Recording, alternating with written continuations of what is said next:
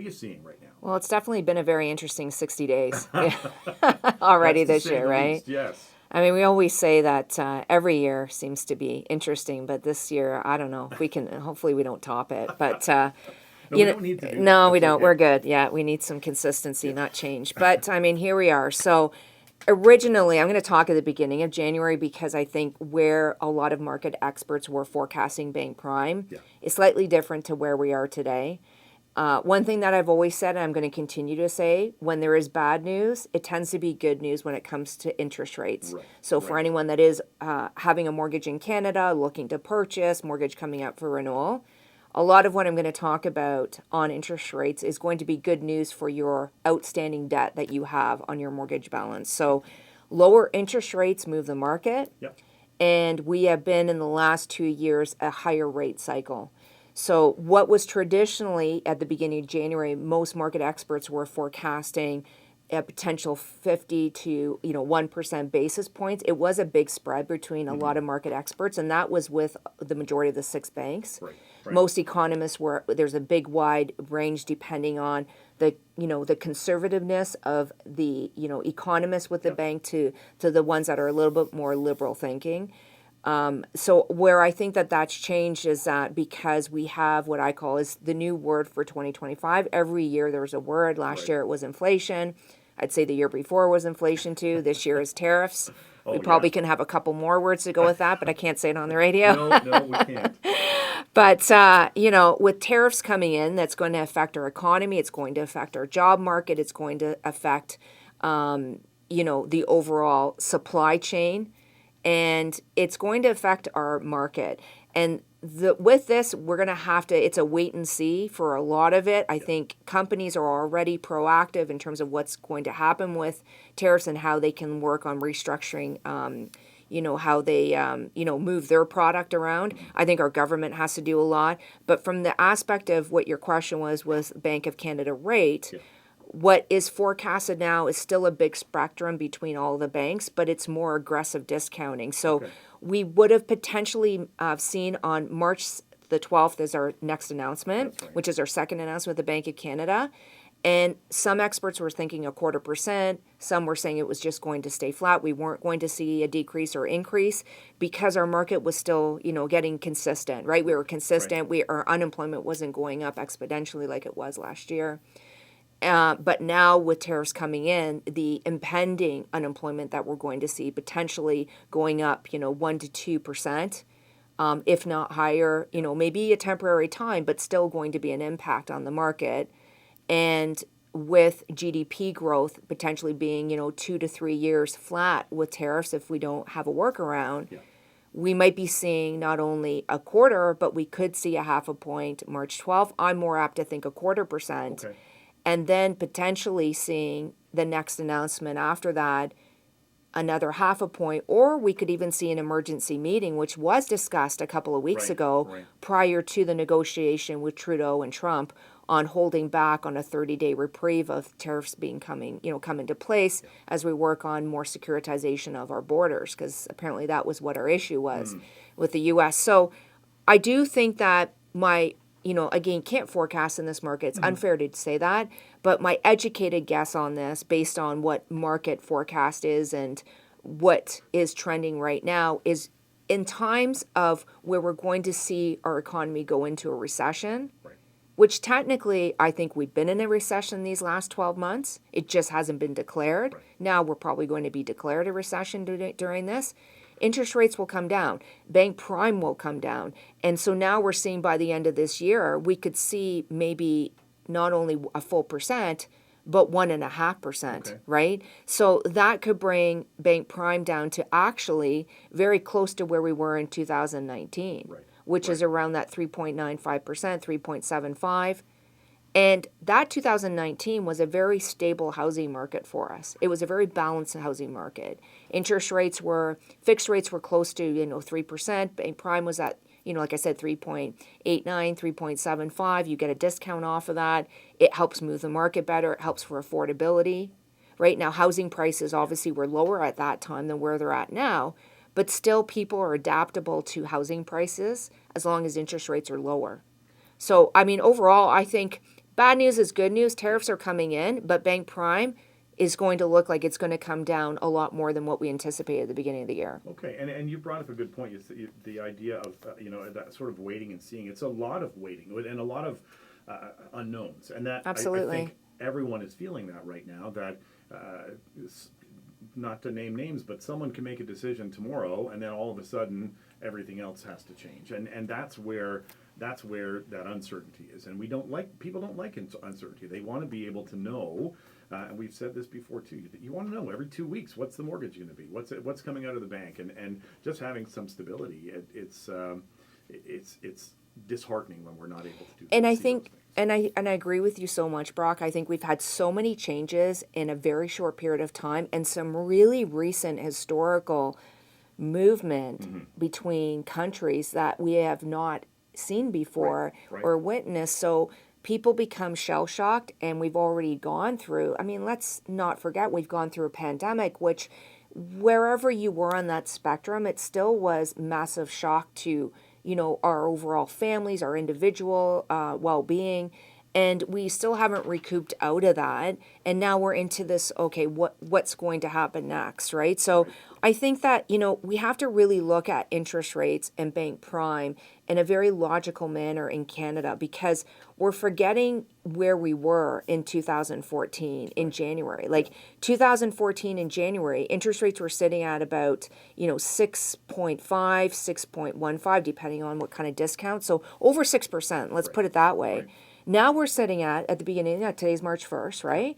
We've had decreases since then, like a fixed rate right now. And we'll talk about fixed rates in a minute, like why they're trending down. Yeah. But fixed rates are down to like 4.14. In fact, 3-year fixed now are under 4%. We can get 3.99. Yeah. That's that's a 2 to 3% difference in where we were at the beginning of the year.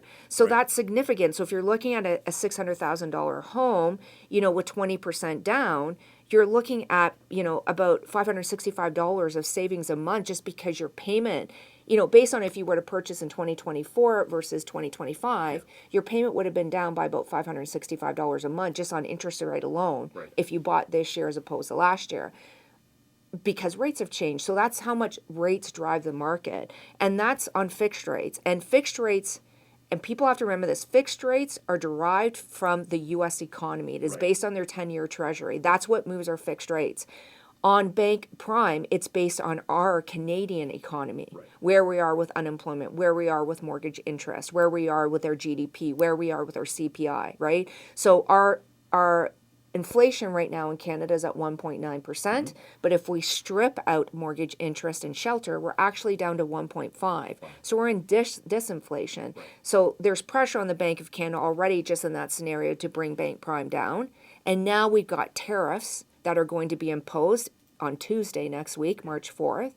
So that's going to bring some instability into our market, from unemployment to, corporate profits to overall GDP, supply chain. So that's going to put more pressure on bank prime to be more aggressive coming down. Now, what's happening with fixed rates, if we've seen in the last week, the bond yields have come down exponentially because the U.S. market's not doing well. Their unemployment's going up. Their consumer spending has gone down significantly. The confidence in the overall market, the market sentiment is very hawkish right now based on what the president of that country is doing. So what's happened is the bond yields have dropped and our fixed rates have come down. So fixed rates are coming down, and now we're going to see what the educated, I'll use educated forecast right now, right? Is that we could see fixed rates on a 5-year sitting around like 3.7 by the end of the year. Okay. I agree. I think that, it's definitely, there's payment shock out there. It's a reality. There's a renewal wave. Is what they're saying, and I agree with that over the next 3 years that we're seeing. Just alone in 2025, there's 1.2 million of these mortgages coming up for renewal, and Royal LePage just did a recent survey saying that 57% of Canadians that are renewing are expecting higher mortgage payments. 22% of them are expecting just significantly slightly higher. I think stats are stats, but at the end of the day, what I said before is bad news is good news, and interest rates are coming down. So the longer it goes this year, while you're coming up for renewal, the better you're going to position yourself on lower interest rates. Having said that, knowing that bank prime is coming down significantly, and we are seeing fixed rates come down. They may, they may plateau and then start decreasing again. As I tend to say, inflation's a lagging indicator, and inflation will be a little bit tricky, while we work through tariffs. I do think that strategically positioning yourself in the right product, especially this renewal, is going to be very instrumental on the amount of mortgage interest savings you're going to have. If you position yourself, if you can be able to be a little bit more risk adverse and understand the market, to know that it's a long game and that eventually we're seeing these rates come down, and knowing we're going into more of a recessionary trend over the next 2 years, if longer, then going into variable is going to be the better recommended product. And we're seeing more Canadians across the country that are coming up for renewal take that product. But if you're very hawkish and just, I don't blame people. We're exhausted of change. Like, Yeah, exactly. there's rates now under 4% when you lock in, depending on the term you take. And listen, I'm doing the happy dance to see a rate under 4%.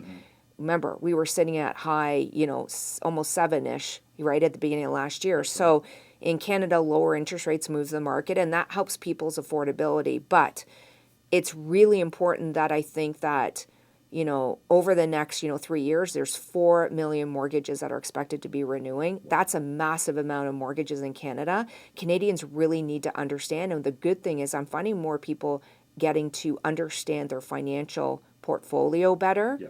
Really understanding the mortgage products, understanding what the terms and policies are when they're entering into this new mortgage, and really knowing the impact of what the mortgage payment's going to be versus what their monthly budget is. Right. And I Right. feel that will really help people align themselves in a better mortgage, and also be able to align their finances on a monthly budget better, because sometimes in times of, more change and chaos out there in the market, it helps people be more financially responsible than potentially where they were 5 years ago when rates were trending lower, the market was moving better, and people weren't so hyper-focused on what was going out of their bank account. So I think we have to really look at, when people come in to talk to us about the renewal, if they're coming even a year before, I'm doing the happy dance, because it's aligning people to understand where they're at with their credit, with their income, if we need to realign or give them recommendations on maybe, repairing some of their existing credit to bring their credit score stronger, or looking at their income and saying, okay, well, you've got to reposition your income, or let's look at what you can do to get some additional income in over the next year to help you qualify for better interest rates, or what can we do, or what is actually in the next 5 years, what are your short-term goals in those 5 years for your house, for your your financial portfolio? Are you looking to invest? A lot of people have equity, right? We're equity rich in Canada. If you haven't touched your home in the last 5 years, out of all the G7 countries, we've gained the most wealth in Canada on our homes. And specifically in a lot of regions like Ontario, even though we've had this hockey stick of values going up and down, we still historically have gained a lot of equity in our home to do what people need to do, which is to pull out equity to pay off high interest rate debt, pull out equity if they have to put their kids in school, or pull out equity to invest. I mean, the stock market, has its ups and downs, but overall it's been pretty resilient. I mean, in times of inflation, this is when the stock market does well. And if you're investing and have a financial advisor, you can do really well with borrowing money to make money. And I'm not saying it's everyone's, cup of tea, but there's different ways to diverse besides just real estate. You kind of have to marry both of them. So I think that everyone's renewal and their mortgage financing is not the same as the next. I always continuously say that. Your bank account's not the same as mine, Brock. We're all different.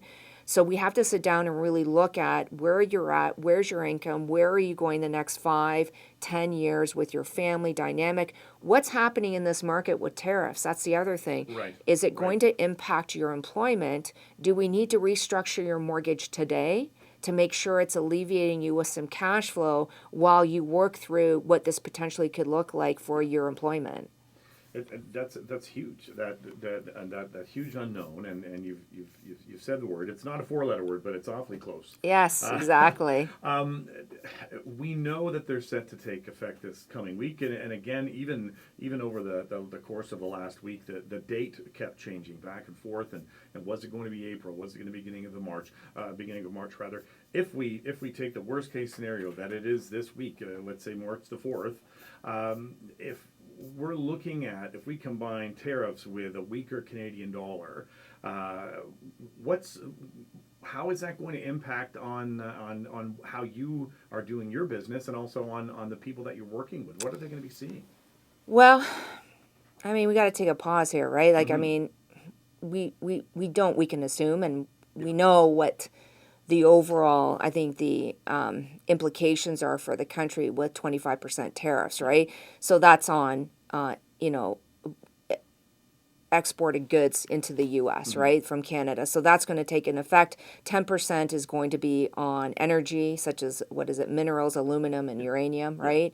I think that Canada's going to have retaliatory tariffs Right. going back, which will be phase two, which Yep. it looks like here, like I'm looking at, says they're targeting food, appliances, apparel, paper products, vehicles, like, there's a list of stuffs. But I think overall what's going to happen is you're going to see three things, which is a lower economic growth, which we're talking about GDP being flat Yep. over the next 3 years, higher unemployment. So, we're probably going to see unemployment closer to potentially 8%, right? Yeah. And slightly lower and potentially even significantly lower policy rates, which is bank prime rate. Right. So that will help us. The bank prime rate will help us as a homeowner that, there's a lot of people in Canada that still have a mortgage. I mean, the average mortgage amount in Canada has actually come down a little bit. Like, it's around 340,000, which I was pretty surprised. Okay. So it'll help people that with these 4 million of mortgages coming up for renewal over the next 3 years, it'll help position into lower interest rates. So this payment shock that we thought people were coming from 5 years ago, around a 2.84%, Yeah. their interest rate, I'm sorry, should, may only go be a 1% higher. Right. And in fact, it might even be less than that if they go into a variable, right? Because keep in mind, if bank prime comes down a full point by the end of the year, we'll be sitting at 4.2. Now, variable spreads right now in the discount aren't as aggressive, but let's just say it's even 50 basis points off of that, right? Yep. So, you're looking at what am I looking at, 3.7?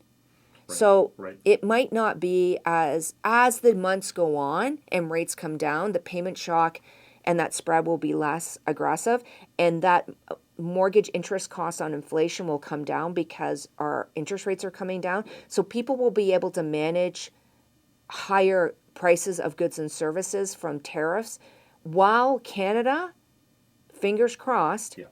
become resilient on being able to domestically take the companies we have and rework processes to be more domestically viable, and also work out, our oil so that we can refine it here as opposed to going to the US, Yeah. or working with partnerships with other countries such as the EU and with China. So I think that there's one thing I can say is that historically, when you look at in a very short period of time during COVID, when we were shut down and weren't able to move a lot of supplies and goods, we became very resilient and resourceful very quickly with the right government in place and a government in place. So I think that, March 4th will bring, hopefully the next month, an election on the federal side, so we can have a strong government.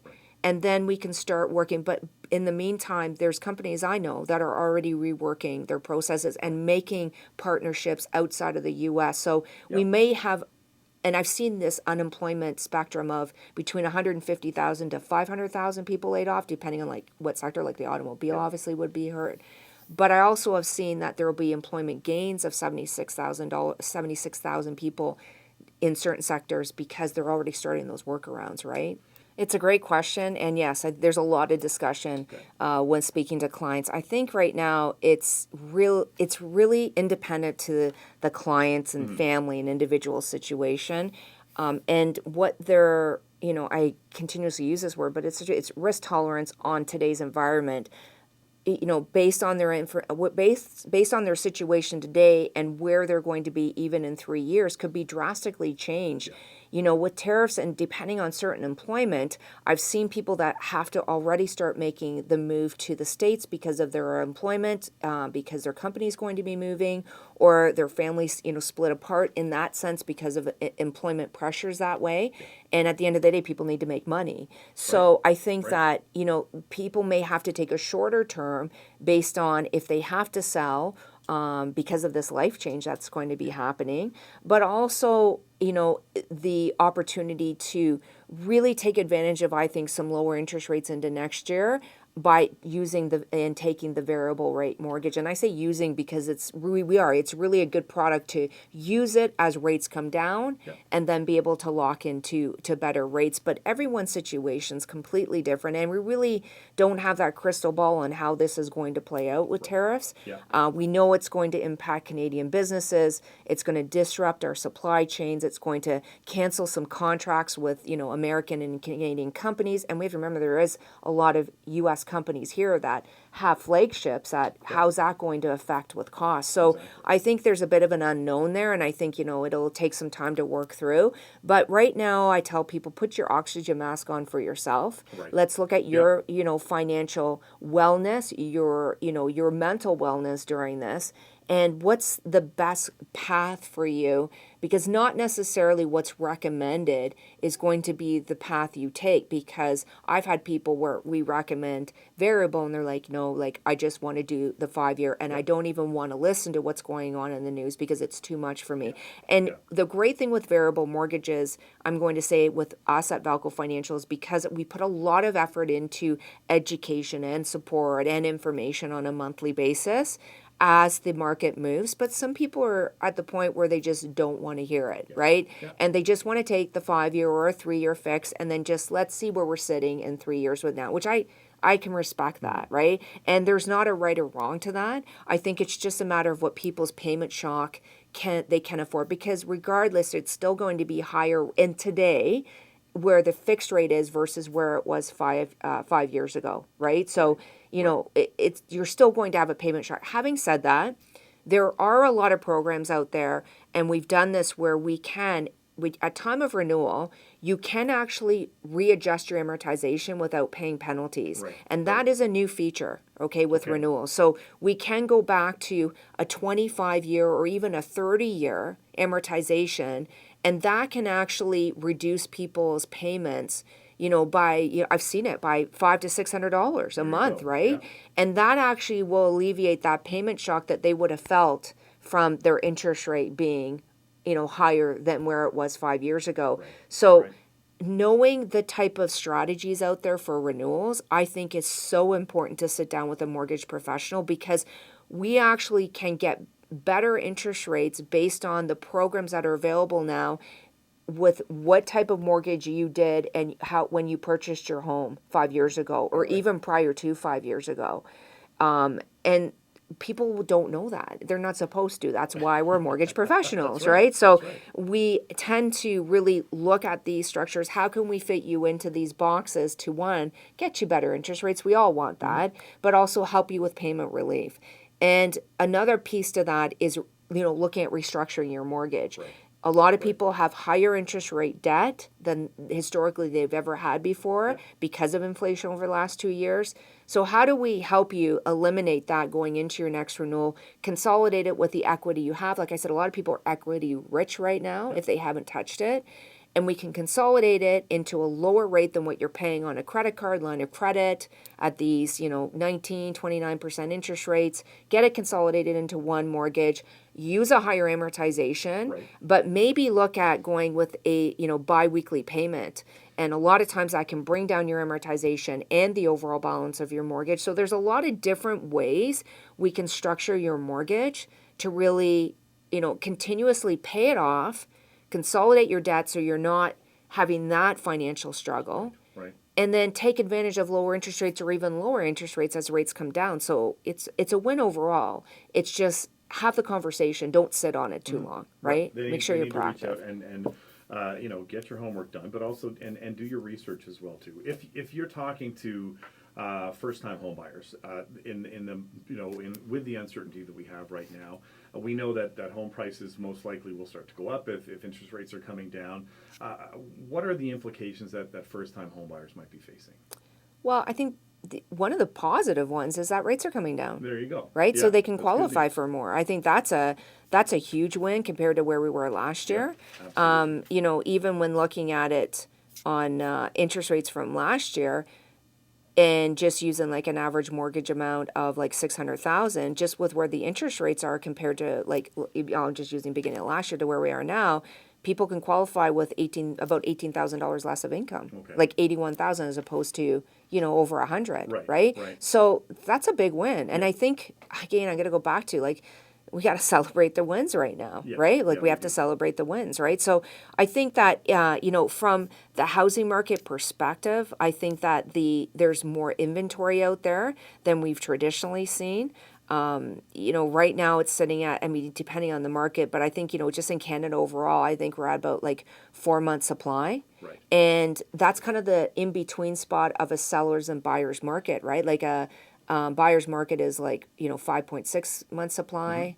The seller's market is, I get 3 or 3.5 months. Right. So we're kind of in that middle sweet spot. So people can still put conditions of financing, which I'm still saying, right?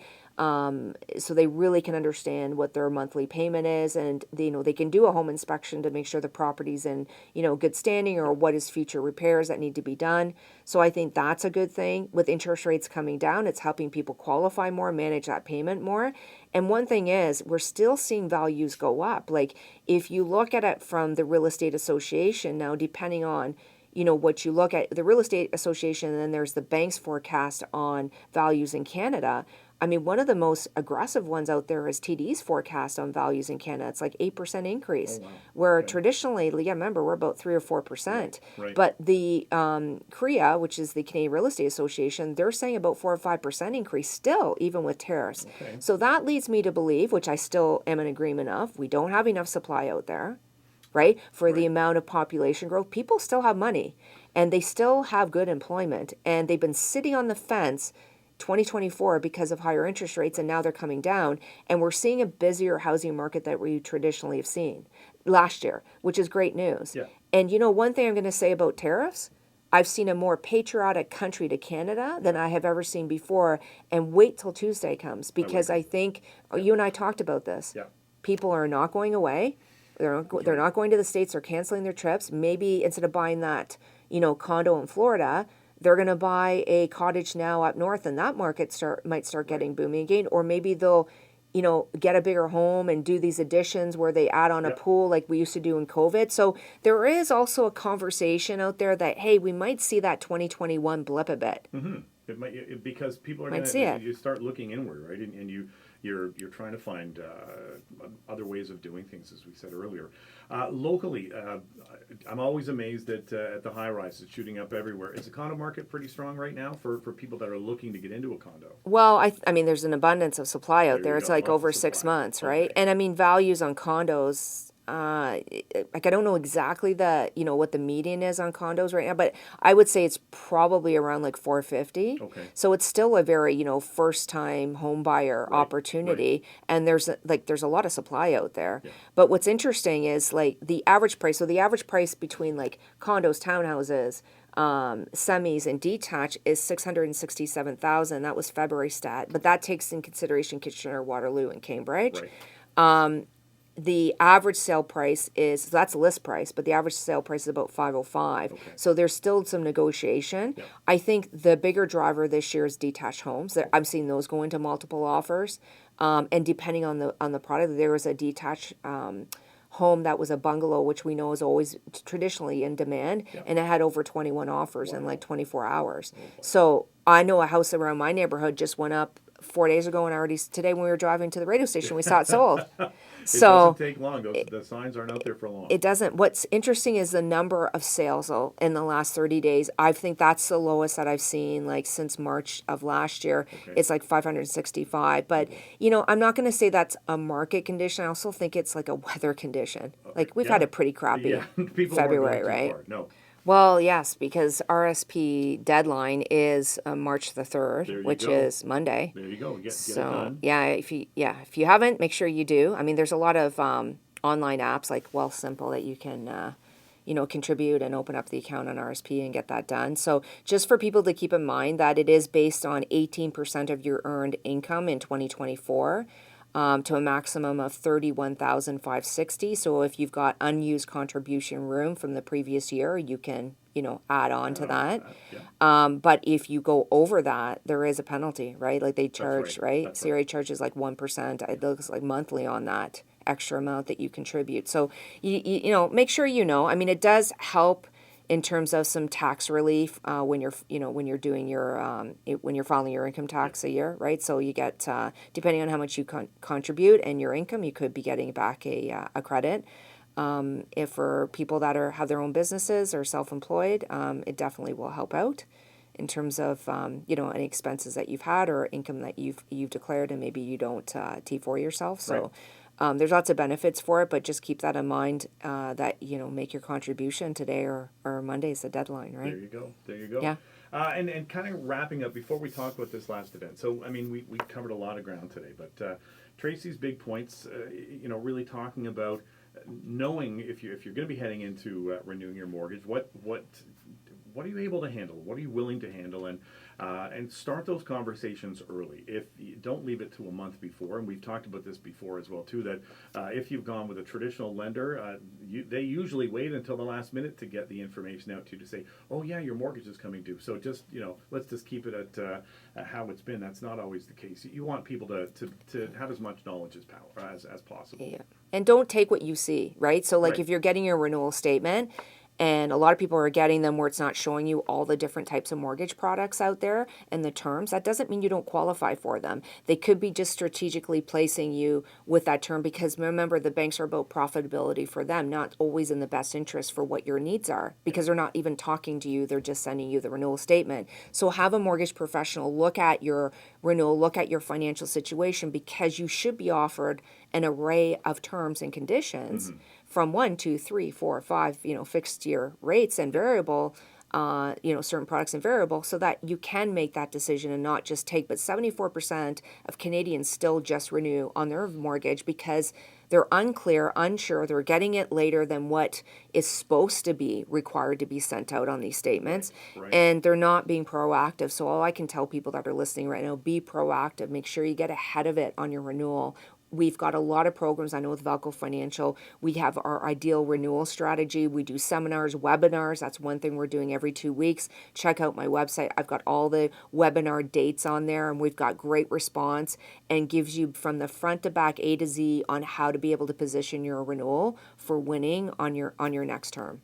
And you need to and you mentioned this before, that having that 5-year plan, having that 10-year plan. I know, for example, for me, our mortgage comes up in a year, but I can retire. And my main job that I this is my little enjoyment on the weekend is coming and doing this show. But my main job, I'm able to retire in 2 years. So if I'm taking a mortgage in the next year, I've got to think to myself, well, What does where that am I look going like? to, what is that Exactly. going to look like? Because all of those impacts and realizing that I can't be carrying a mortgage at a certain level if I've now retired. And so everyone, as you said, everyone's path is different, but you've seen enough pathways, you're able to at least get them moving in the right direction, and that's going to be number one for them. So speaking of moving in the right direction, this Thursday, March the 6th, big day for the Valko team. What's happening, and if people are still interested in getting involved, what can we be doing? Yeah, Brock, I'm excited. I can't believe we're only a couple days away. It's been, really a lot of work and effort over the last few months putting this together. This will be our second mental health fundraiser for the Grand River Hospital Care Never Stops Foundation. It is called Stronger Together. We're having it this year at the beautiful venue Tapestry Hall. Very nice. And it is March the 6th between 6 to 9. You can still be able to purchase tickets or their sponsorship for corporate tables. There's still some available at the website mentalhealthdinner.ca. It's also, you can get access to the link through the Grand River Hospital. They've got their events page. Just even look at all my information on my Valko Financial and Tracy Valko Instagram. We've got the links to be able to purchase individual tickets or corporate tables. But it's going to be a great venue, like a 5-course meal with Chef D. We're going to have live entertainment. We're giving away what we call our Bloom Award, which is, for individuals in our community that have contributed and are dedicated to mental wellness and health for individuals and the hospital. And we're going to have silent auction items from a lot of businesses in the community. So we've got a couple Leaf tickets in there, which is amazing. So it's we last year was spectacular. We sold out and raised over $66,000. That sounds amazing. Yeah, That's so amazing. we're on target for that right now, and that's not even with all the silent auctions. So I do feel we're going to reach over and above that. I think that, for a lot of businesses, it's been a bit challenging this year knowing, where the economy and where tariffs are. But overall, we've got, about 200 people in attendance, which is great. Nice. And you know what? It's going to be a great night. Like, I'm really looking forward to it. I'm proud to be the chair of the foundation with the hospital. And being able to be part of bringing more awareness to mental health, which we know affects us all in some capacity. And with a growing community and not enough resources and support for the hospitals, we have to continue the yearly conversation and funding to be able to make our hospital great. And hats off to you for doing that, because these are the things that people will remember. They're having an impact, and it's this flagship event, but it the benefit of it and the information that flows from it travels throughout the rest of the year. A great opportunity for people to get together and have a chance to meet. It's not jeans and t-shirts. We want to make sure we're dressed in our all dressed tuxes, up. Get all dressed up for Yeah. these kinds of things. And it's again, it's a great opportunity to come together and spend an evening and really enjoy each other's company and enjoy a lovely meal and that the entertainment that's going to be there as well too. So if you can help out, best thing, they can just reach you, go to the website or give you a call. What do Yeah, you want them to absolutely. They can get a hold of me like on any of my social media platforms. Perfect. We're really active on Instagram and Facebook, on X, on LinkedIn. My website, tracyvalko.ca, valkofinancial.ca. There you go. You can get a hold of me that way if you want to purchase a ticket. Call my office as well at 519-745-8019. Just let me know how you want to get involved, right? The more people that we have, the more it makes, a difference. And I remember, like, the former president of the foundation last year said in his speech, it's the hospital and with government funding can get us to good, but it's the community that can get us to great, right? So, Absolutely. and that's, Absolutely. and then we've got an amazing community. Yeah.